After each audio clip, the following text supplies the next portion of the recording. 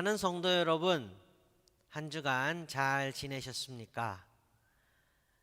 날씨가 조금 따뜻해지고, 날도 길어지고, 그죠? 그리고 코비드 관련된 수치들도 조금씩 나아지고 있는데, 아, 이제 조바심 내지 마시고, 너무 조급해하지 마시고, 예, 우리가 잔잔히 기도하며 묵묵히 견디어 나가면 조만간 우리가 예배당에서 서로 이렇게 볼 수 있을 줄로 믿습니다. 우리 성도님들 축복합니다. 사랑합니다. 오늘 하나님 말씀 함께 보도록 하겠습니다. 계속해서 여호수아 묵상이 진행되고 있습니다. 자, 하나님의 엄중한 진멸의 명령을 거역한 아간의 범죄, 그걸로 인해서 이스라엘 전체의 성결의 흠집이 났고 하나님께서 진노하셨으며 이스라엘은 아이성 전투에서 쓰라린 패배를 맛보았습니다. 이후에 아간과 그에게 관련된 식솔들, 재산 이런 거 전부 아골 골짜기에서 진멸되었으며 이스라엘의 성결은 다시 회복되었습니다.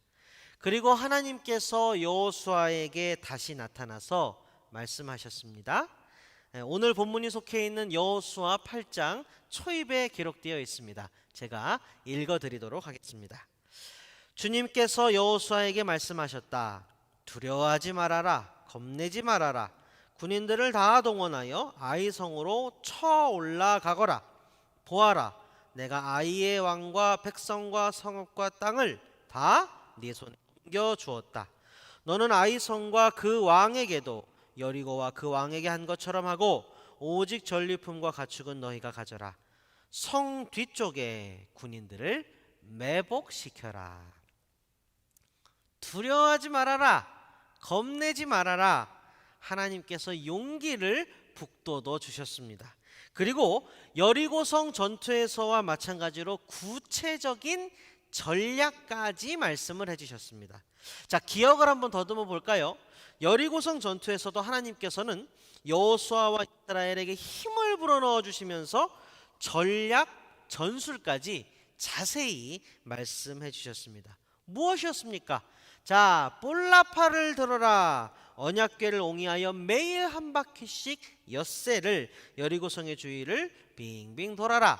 그리고 마지막 7째 날에는 7바퀴를 돌아라. 그리고 뿔나팔 소리와 함께 함성을 질러라.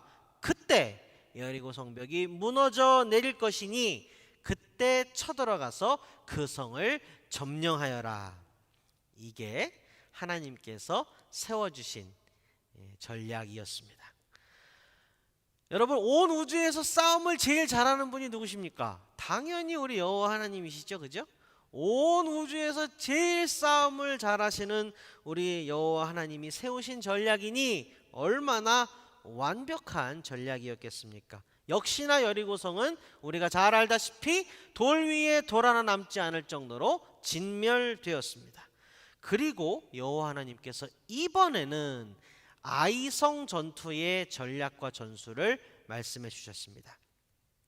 자, 여호수아 8장 3절부터 8절까지의 그 내용이 기록되어 있는데요. 좀 기니까 제가 대강을 말씀드릴게요. 대강은 이렇습니다. 정면 한판 승부가 아니었어요. 여호와 하나님 전략의 핵심은 매복이었습니다. 이스라엘 군대의 일부가 아이성 앞에 가서 이제 유인을 하는 거예요.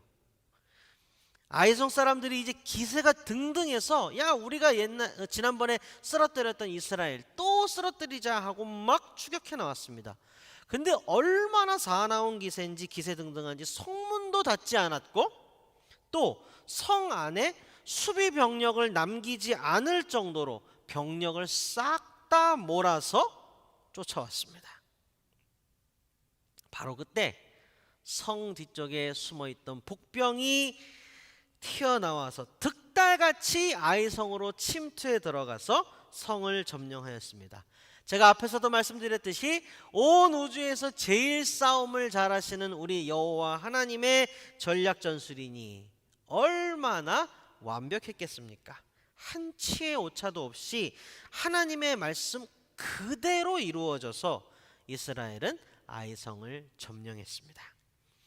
자, 여리고 대승 후에 아이성 참패를 당하고 깊은 시름과 낙담에 빠져있던 이스라엘은요, 다시 승리를 맛보았고 그들의 거룩이 회복된 것처럼 그들의 기계도 살아났습니다. 얼마나 기뻤을까요? 얼마나 신이 났을까요? 보통대로라면 잔치를 벌이며 축하하는 게 자연스러울 겁니다. 그리고 아마 잔치도 벌어졌을 거라고 생각합니다. 하나님 감사합니다. 우리를 저버리지 않으시고 다시 우리를 붙드사 전투에서 이기게 해주시니 감사합니다 하며 잔치를 벌였겠죠. 자, 그런데 하나님의 진리의 말씀인 성경은 아이성 전투 후에 있었을 법한 잔치에 대해서는 기록하지 않고 있습니다. 오늘 하나님께서 우리에게 주신 말씀은 아이성 전투 직후에 여호수아와 이스라엘이 취했던 행위에 대해서 기록하고 있습니다. 그들이 무엇을 했는지 오늘 본문을 들여다보겠습니다. 그 안에 오늘도 우리를 살리는 하나님의 귀한 메시지가 담겨 있습니다. 자, 아이성 전투에서 승리한 후에 여호수아와 이스라엘의 한 일 그 첫 번째가 본문 30절에 기록되어 있습니다. 그 뒤에 여호수아는 에발산 위에 주 이스라엘의 하나님을 섬기려고 제단을 쌓았다. 여호수아는요, 지혜로운 지도자였습니다. 승리의 기쁨에 취해서 망각하지 않았어요. 이 전투의 의미, 이 승리가 누구에게서 왔는지, 우리는 왜 패배했었고 어떻게 회복되었으며 또 어떻게 다시 승리할 수 있었는지, 여호수아는 승리로 인해 고취된 분위기 속에서도 본질에 충실하였습니다. 우리는 거룩함을 스스로 저버렸다. 축복의 길을 버리고 스스로 저주를 불러들였었다. 하지만 하나님께서 긍휼과 자비를 베푸사 거룩을 회복할 수 있는 길을 내주셨고 우리는 다시 생명의 길을 걸어갈 수 있게 되었다. 우리가 이긴 것이 아니다. 하나님이 우리를 이기게 하신 것이다. 하나님이 또 한 번 우리를 살리신 것이다. 여호수아는 이 점을 기억했고 알았습니다. 그래서 백성들을 모두 모아서 제단을 쌓아 올린 것입니다.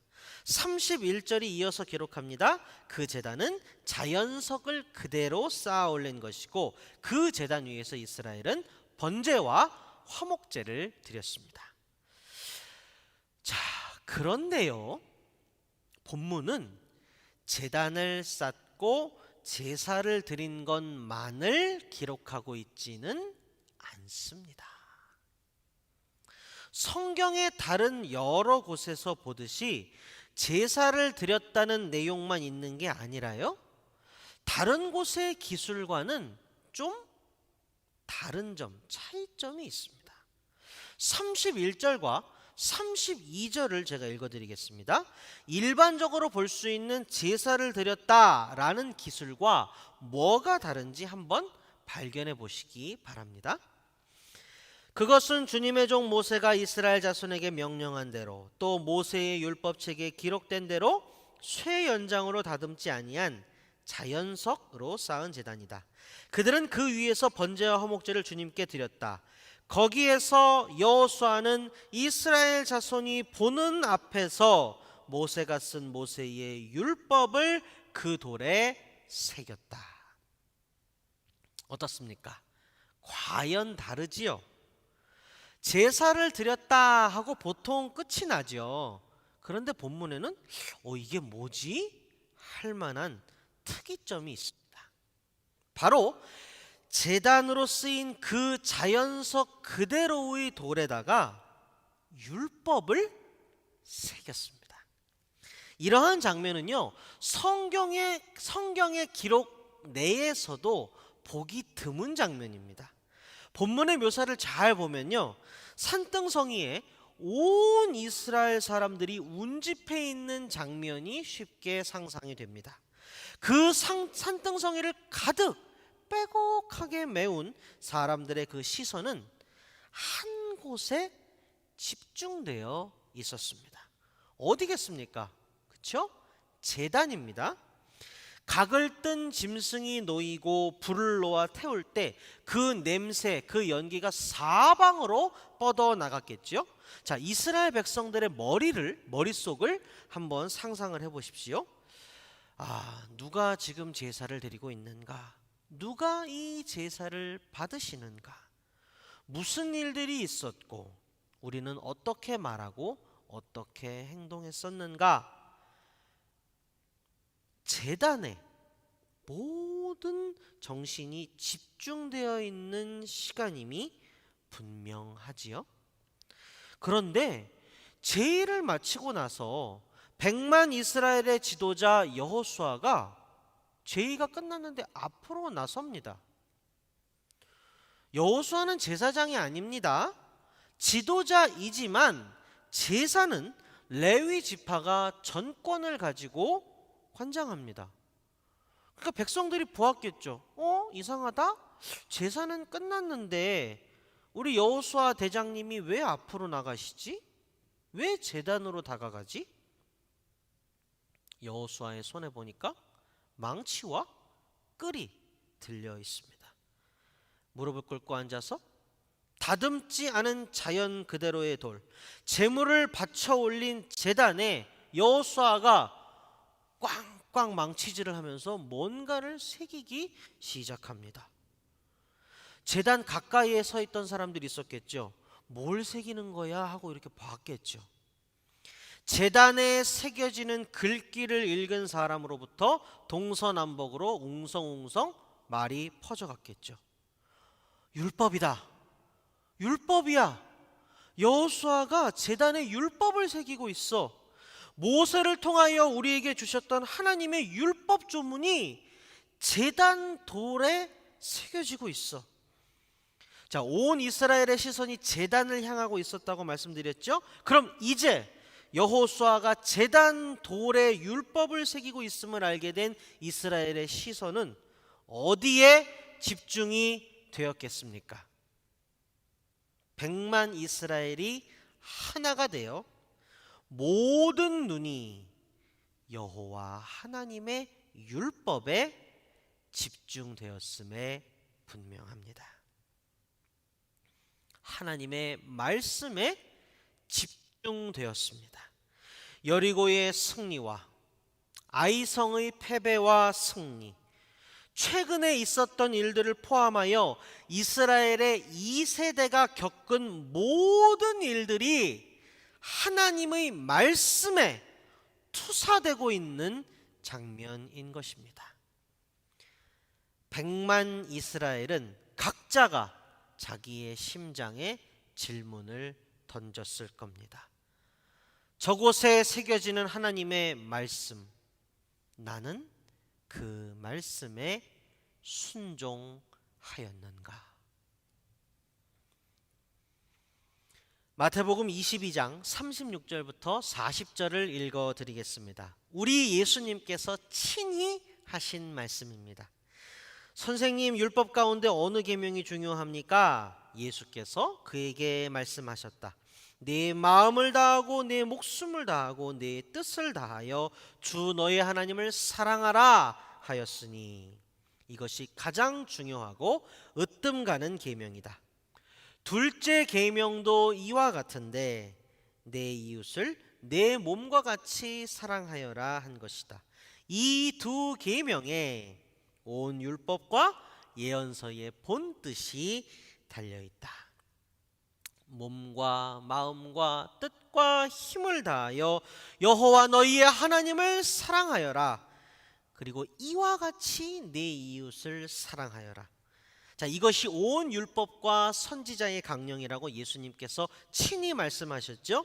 자, 이 두 계명에서 하나님 왕국의 헌법인 십계명이 나왔고 십계명에서 모세가 받은 613개의 율법 조문이 나왔습니다. 이 모두가 하나님의 말씀이고 살 길이며 생명의 기록입니다. 나는 생명의 길로 걸어왔는가? 죽음의 골짜기로 스스로 들어가지는 않았던가? 나는 축복의 길을 택해 왔는가? 저주로 빨리 달려가지는 않았던가? 새겨진 율법을 바라보며 자신들의 과거를 반추해보고 말씀에 스스로를 비추어 보는 이스라엘을 우리는 상상하게 됩니다. 자, 그런데 이제 여기가 중요합니다. 오늘 말씀은요, 우리를 여기에서 한 번 더 끌어올립니다. 우리의 시야를요, 한층 더 위로 끌어올립니다. 자, 저와 함께 머릿속에, 가슴속에 꼭 그림을 그려보시기 바랍니다. 지금 저와 여러분은 말씀을 깊이 묵상하면서 이스라엘 백성 한가운데에 있습니다.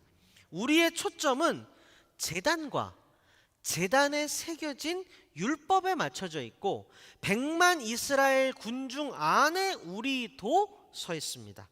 자, 이 상태에서 제가 본문 33절을 읽어드릴게요.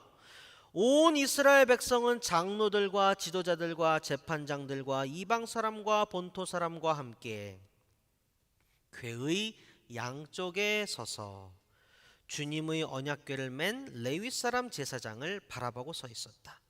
백성의 절반은 그리심산을 등지고 서고 절반은 에발산을 등지고 섰는데 이것은 전에 주님의 종 모세가 이스라엘 백성을 축복하려고 할 때에 명령한 것과 같았다.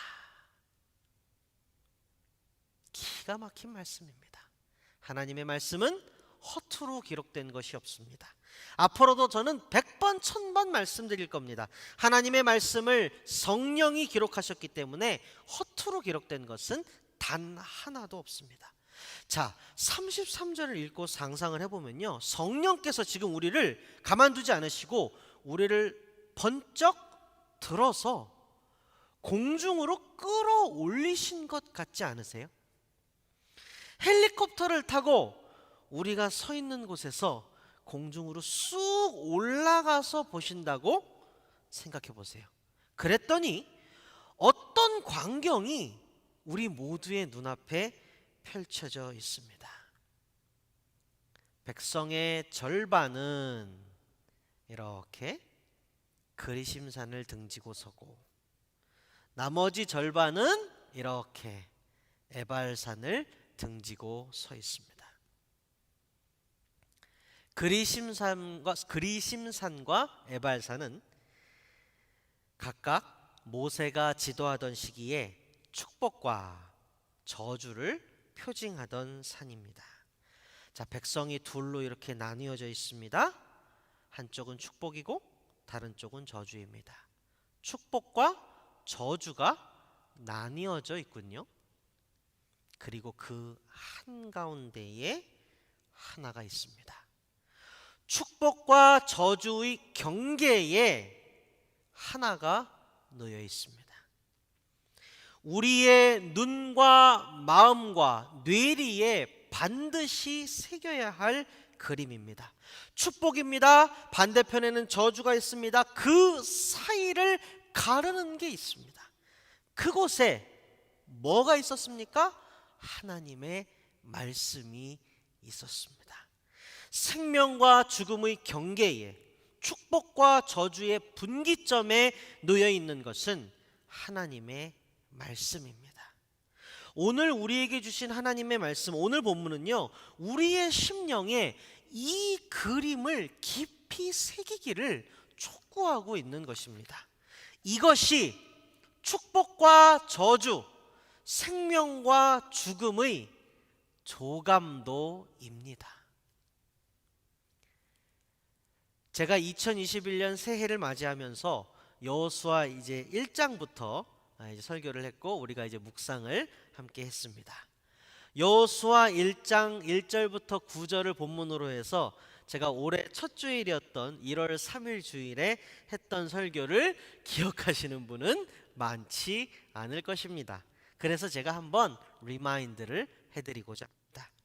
여호수아 1장 1절부터 9절을 본문으로 했던 올해 첫 설교의 제목은요, 율법책에 쓰여진 대로 였습니다.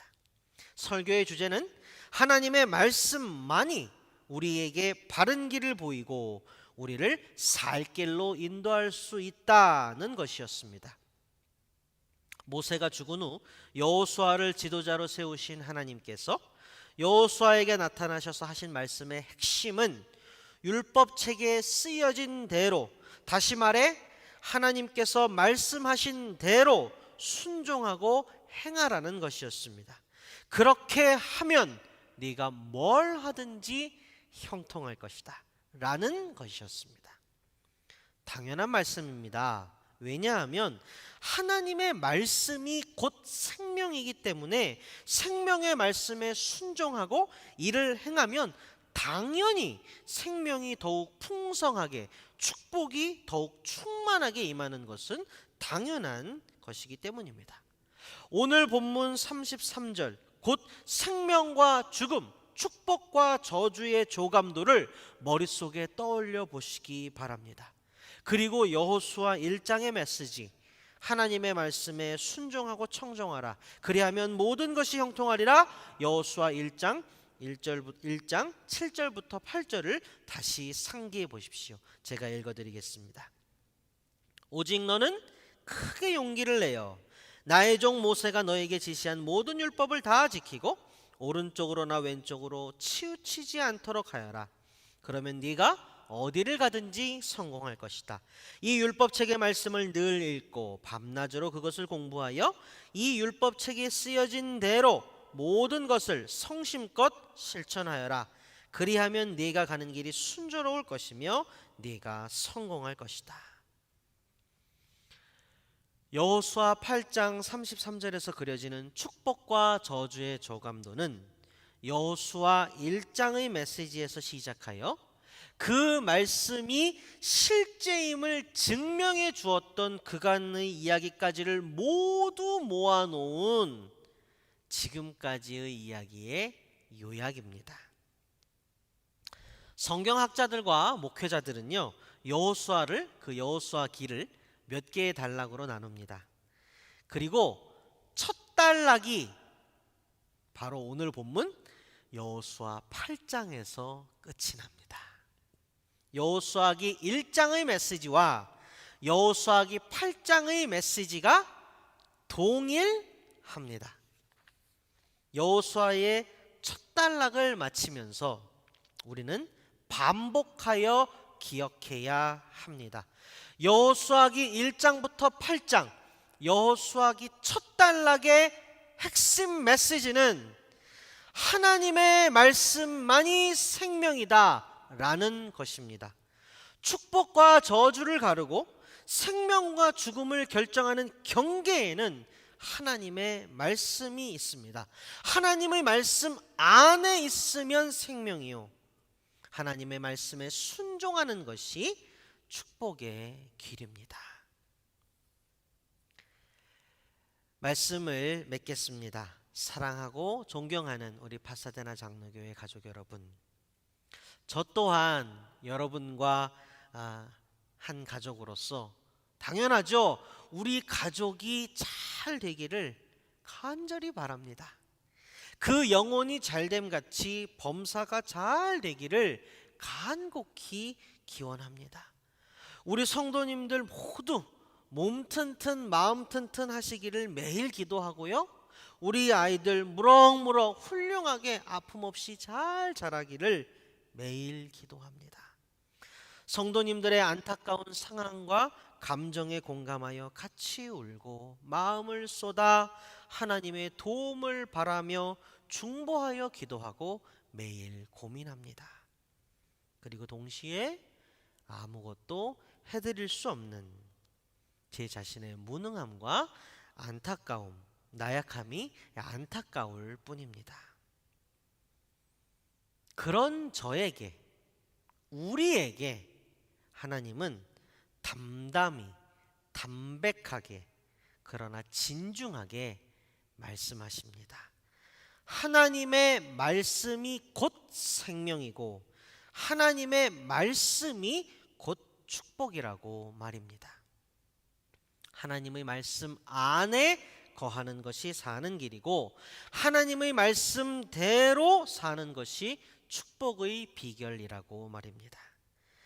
하나님의 말씀에 가감하지 않고 그 말씀에 우리의 삶 전체를 온전히 의지하며 걸어보는 것은 어떻겠습니까? 그리심산과 에발산, 축복과 저주, 생명과 죽음의 한가운데에 그 분기점에 하나님의 말씀이 놓여 있습니다. 우리 파사데나 장로교회 가족 여러분 모두 하나님의 말씀 안에서 날마다 더욱 풍성한 생명과 축복을 누리시기를 주님의 이름으로 축원드립니다. 이 시간 다 함께 기도하겠습니다. 생명의 주제이신 우리 하나님, 오늘도 우리에게 새날과 새 호흡을 주심에 감사드립니다. 그리고 무엇보담도 생명의 하늘 양식인 하나님의 말씀을 주심에 감사드립니다. 이 말씀이 우리를 살립니다.